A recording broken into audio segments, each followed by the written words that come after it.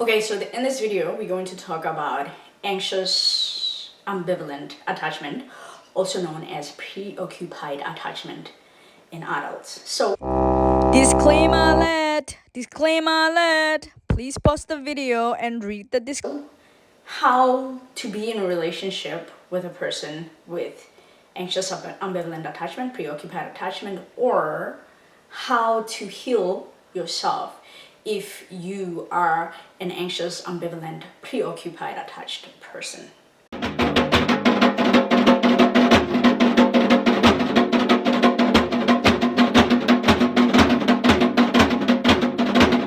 I'm not going to explain what attachment is, so if you haven't seen that video yet, this is the video right here. So you can just go there and see what attachment is and the different types of attachment, and there's also a test in the description that you can take and it can tell you how you attach.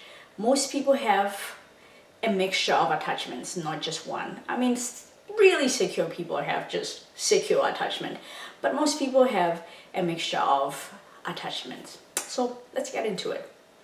So anxious ambivalent attachment people seek high proximity, but they have high anxiety for rejection, and or rather abandonment, right? So they want to attach, but they're afraid you're going to abandon them.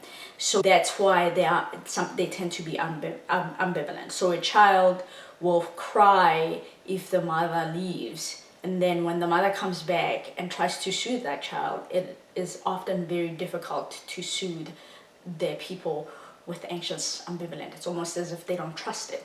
And there's a reason why, so keep watching. A preoccupied person, they'll be in a relationship, and if a partner wants to, let's say, leave and be with their friends, or I'd rather take a walk with my friend than go to dinner with you, the anxious ambivalent person, preoccupied person, sees that as a betrayal. That means you're rejecting them. That means you don't want to be with them. How can you choose your friends over me? But let's not just blame everything on the anxious ambivalent person. Let's look at how they were parented. Anxious ambivalent kids typically have parents who are emotionally explosive. They're very unpredictable, right? And inconsistent. So for example, a child could leave their socks on the floor or not wash the dishes, and the mother would lose it. Like the whole house would roar with upset because the child left the socks on the floor or they didn't wash dishes. And then the child comes home and they're doing drugs, or they have diabetes and they overate, and mom or the parent, the caregiver, acts like it's not a big deal. And then someday comes back and acts like it's a big deal, right? So the kid is never sure if they're gonna come home and find a lion or find a parent who is nonchalant. These parents are also very abusive, right? When a child makes a mistake, it's not just, hey, don't do that. This is why you shouldn't do it. And if you feel you need to do it, how do I help you? It is they're name calling, they're threatening. They are also often physically abusive. They hit the child, and to the extreme, they can be sexually abusive. Really actually a sad place, because kids depend on their parents for their own survival, for food, for shelter, for cuddles, touch, for attention, because as people we need attention to thrive. And then the same people who they rely on for all those, for safety, are the very same people who hurt them, who verbally, physically abuse them, who beat them up. So they find themselves wanting the love and attention and the guidance, but then fearing the people who is supposed to love and guide and protect them. And so many of the times they are stuck in the middle, not knowing what to trust, so that's why they are ambivalent. They can't go either or, because yes, I want to be loved, but I also want to be safe, right? So it's a toss between the two. These parents These parents also have low emotional boundaries. I would even stretch it and say they have no emotional boundaries. Like, you find the parents who tell their kids everything inappropriate thing, you and me and your father, this and this. It's like they depend on their child for emotional support, right? They overshare, they get over angry, they get over punitive. I mean, punitive is bad, but they just go to the extreme, so they don't have emotional boundaries. They can also be overbearing, right? So we go back to being unsafe to being safe, but then also physically they can be overbearing, or emotionally they are in your business. What's going on? How are you feeling? Right? Like the picture here shows you a parent. This child is just basically saying, you are almost wanting to enter me, and I don't have my own personal space or my own personal boundaries, right? So they just overextend themselves. They don't have limits to say, this is where you end, this is where I end, and this is where we connect, and this is a healthy place for us to connect. It's almost as if they feel like they own you because they made you. On the flip side of that, they are also unavailable. Many children of parents who are busy, who are never home, become anxious ambivalent attachers, because sometimes mom is home and everything is good. We go out, we eat, we play, and sometimes she's gone days at a time, and I don't even know what kind of a mood she's gonna be in when she comes back. Is she gonna be tired and tell me to leave her alone? Are we going to have games and go out and do fun things, right? So it's unpredictable. And also, not just unpredictable, these parents sometimes are depressed. So a child who grows up in a home where, let's say, one parent is abusive to the other parent, and the other parent tends to just be in a depressive state, or mom or dad, whoever the caregiver is, has a mental health issue, and sometimes that parent is not available, or they're blank, or they're just not available for whatever reason. They're just distant. That is unpredictable for the child. It can be scary. And on top of that, they also mirror the child. So if a child is upset, mom gets upset. If a child is angry, mom gets angry. These parents are like good providers, emotional, loving people, extremely kind one minute, and the other minute it's danger zone. It's like run for your life, right? So these kids learn to not trust love, to not trust relationships, because at a very young age they learn that you can't really rely on people to be consistent, to love you consistently, or to be kind consistently. Sometimes they just explode and they just flip, and bam, you find yourself in a dangerous place. So when you are in a relationship in an adult state, right, as adults, as I said a little bit, these are the people, they are waiting to be rejected. They get upset easily, right? If they feel a little bit slighted, maybe you're like me, you like to joke or you like to play, and it feels a little bit slightish, they like get upset really fast. Sometimes they tend to be called moody. If a partner is late from work, right? Let's say usually they have dinner and a partner calls and say, hey, listen, I'm running late. For them, it's like, oh my God, that's a sign he's cheating or she's cheating, whatever, right? They are insecure in how they are touched. They are ready to be abandoned and or to be hurt. They also see things in black and white kind of way of looking at things.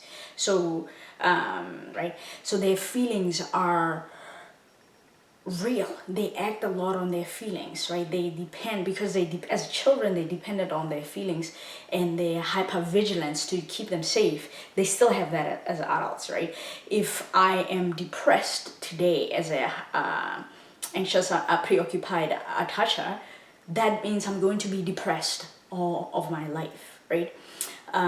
They often seek attention, right? They want to be the center of attention.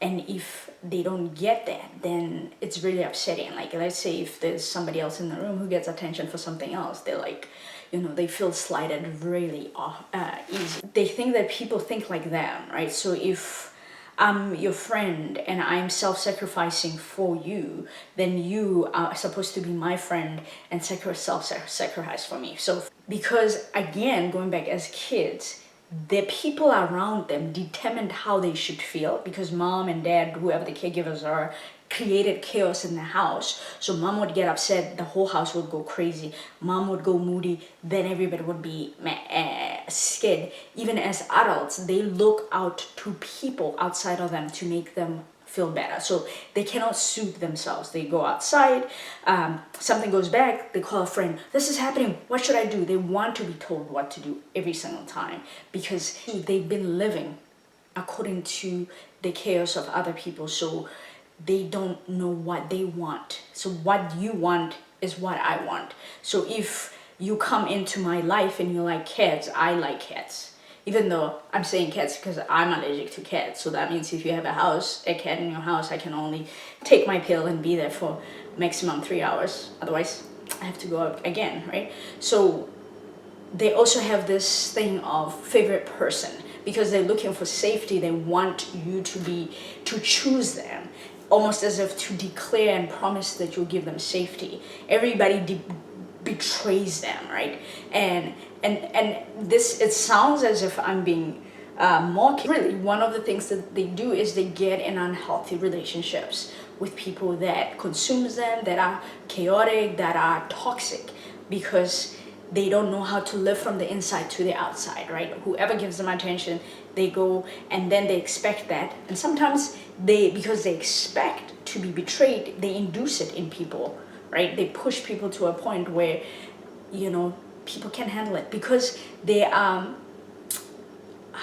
need so much attention, so much so that people can't take it, right? They want to be with you on the phone for 12 hours, 4 hours, 6 hours a day. Most people can't do that because we have to work and we like to take care of ourselves and do our own things with our other friends and family members. And to them, that seems like, oh, okay, now you're rejecting me. You have better people that you need to hang with, better things that you need to do, right? They're also very clingy and codependent. So these people normally will do trauma bonding, right? I think the saddest thing is really being soothed by other people, not knowing how to soothe themselves. Because they don't know how to soothe themselves, people who are maybe kind or therapists, for instance, you could be an anxiously attached person, and your therapist could be that person that helps soothe you. And when you start to get healthier, your therapist is like, okay, now you're ready to go on your own. You will create more chaos because you are afraid to be left alone, right? Because maybe you got attention.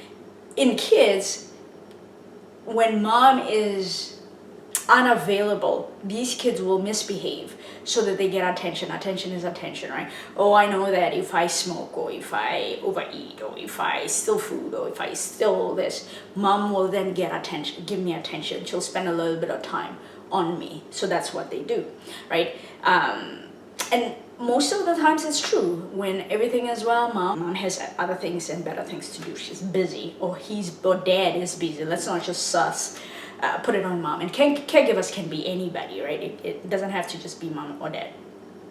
So in adults, let's say they're in therapy, they will do whatever it takes to continue to see the therapist, because they cannot separate. They find separating and reuniting with people very difficult. They actually don't trust that people will come back. They believe that people will just abandon them and betray them and leave them there. So they will create more chaos in their lives so that they can continue to see a therapist. So that's what they will do. In relationship, they will continue to create chaos because that's how they get their attention.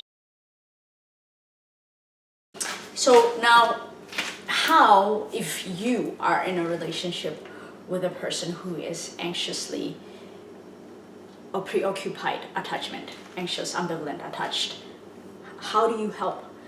Be consistent, right? They will freak out on you because they can't handle the inconsistency because they don't trust it. You have to find a healthy way to just push yourself to stay in a healthy space, right? but be consistent with them, and then they will learn to trust it. Name and reflect is one of the ways that you can help or try to be in a healthier relationship with your partner, your sibling, or your child, right? Because remember, they're in their head a lot and they believe what they feel, and they are also body and mind detached, kind of, right? So for example, I had an exam not long ago and my stomach was just in like rumbles, right? But I knew that I was anxious and my stomach was telling me that I was anxious. Anxious, ambivalent, or preoccupied people could have like back pain or shoulder pain because they're stressed. They won't associate that with that. They'll say, maybe something is wrong, I need to go to the doctor. Or maybe I'm stressed, right? It's like they become ambivalent about it, or they go to the extreme and they don't just say, oh, because remember, if I'm depressed today, if I'm an anxious, ambivalent person, I'm depressed today, that means I'll be depressed tomorrow as well. It's not just today I'm anxious and the exam will pass and I'll be better. It's not that my friend and I had a disagreement today and we can talk about it in a day or two and things will get back to a good place. It's like, oh, you betrayed me. Oh my God, I can't believe I'm being betrayed again. How can you do this to me again? Right? Everything is just so chaotic with them. So you bring in consistency and reflect, try to get them to reflect and speak about what they're feeling, right? Address and reflect is one of the two things that you can do. So if you are an anxiously ambivalent attached person or a preoccupied person, how do you help yourself? First and foremost, one thing that I love, and I know that it works for many people, is mindfulness. And I will make a video about proper mindfulness for people who are trying to heal mental health issues.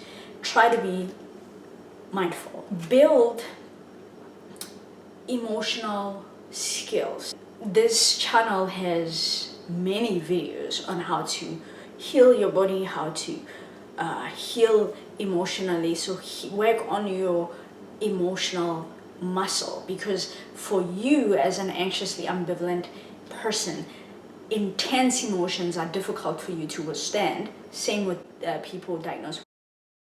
You seek to be soothed by other people because you can't soothe yourself. You find it very difficult to soothe yourself. So you end up getting into more trouble and more difficult relationships because you can't soothe yourself. So that's build that emotional skills.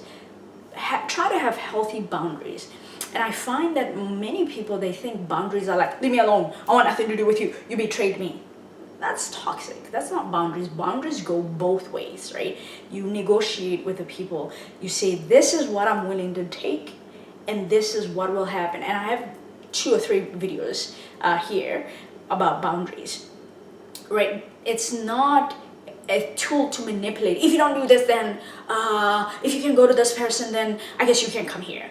That's not a boundary. That's an ultimatum. That's manipulation. So if somebody's afraid to lose you or they want to be there, they'll do what you want.